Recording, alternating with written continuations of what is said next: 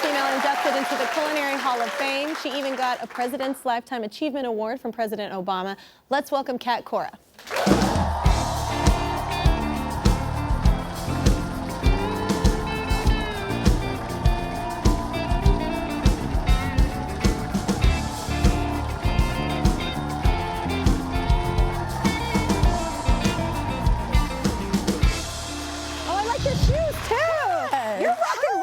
Shoes. Look at us, we're fun size. Those are sexy. We're fun size. Because we're cheating. I'm cheating. My height, yes. I love it. I'm 5'3½". What are you? 5'2". I'll say I'm 5'. My boys were all like, I never leave that half out. I'm like 5'3½". Yes. Exactly. And then I'm going to older and it's going to shrink. It's fine. So wait, this show has a really unique backstory. Tell us about that first. Well, it was so interesting. I got a call from Soledad O'Brien, who's, you know, Oscar-nominated, incredible journalist, and I tried to teach her. She said I've been trying to teach her to cook for 20 years, by the way. Yeah, people have been trying to teach me too.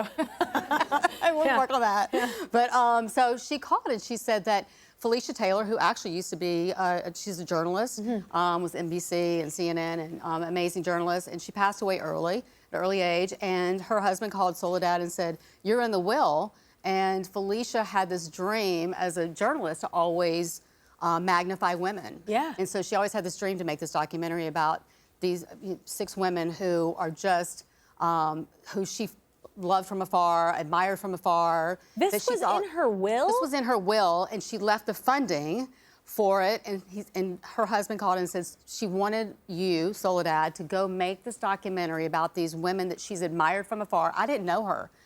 And I was one of those women, of 5 other incredible trailblazing women, and that she had just admired and was like, I want to make a documentary about their lives. I have never in my life heard of this happening. Ever. And I was so stunned. It was just, you could have just, I mean, I was so blown away, and it touched me, my heart so much, and it was so humbling to know that someone was thinking about you and admired your achievements quietly on the sidelines, and this was her dream. You just never know who's watching and what's coming down the pipeline. You just, that's a very interesting. So that's how this came about. Seen it navigated like that. I haven't either. Yes. Oh, so when did you know you wanted to be a chef, though? Were you young? I was young. young. My daughter loves to be in the kitchen, and she does not get that. The tree is far over there.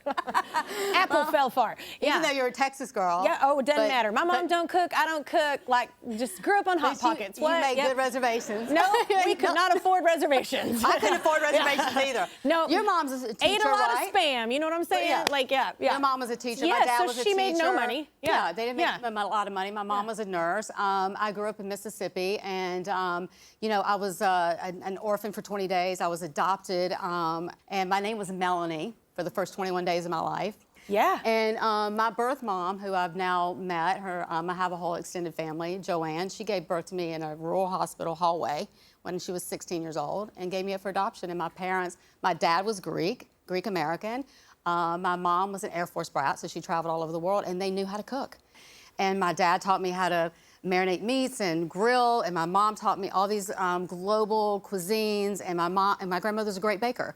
And so my grandfather had restaurants, my godfather had restaurants, and so I was around that. It was in my DNA. I really believe that. Food, when done properly, is fuel. Like, it's so good. It's medicine. Yeah.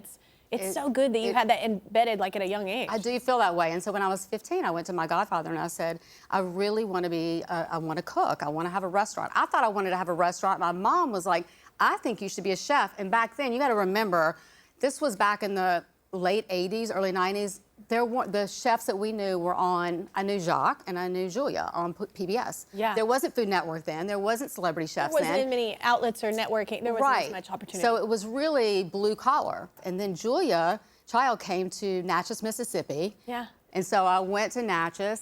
And I waited to the end of the line and I said, I really want to meet you. I'm a fan. I really want to be a chef.